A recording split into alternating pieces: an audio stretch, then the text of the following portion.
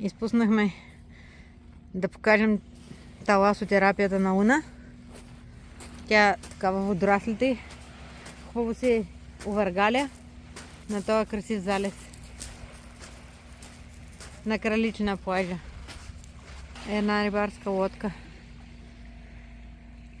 Дали има улов? Прибира се към Свети Стефан.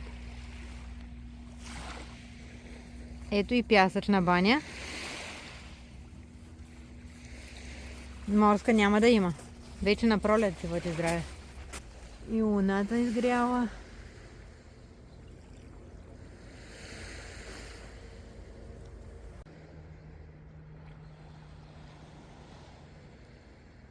Ето я лодката и от тази страна. Обира мрежите. И Свети Стефан. И луната се поясна. Браво!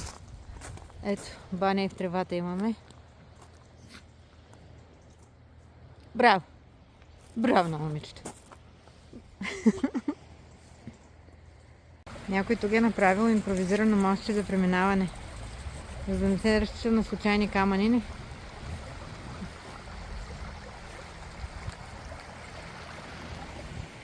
Лунка, къде?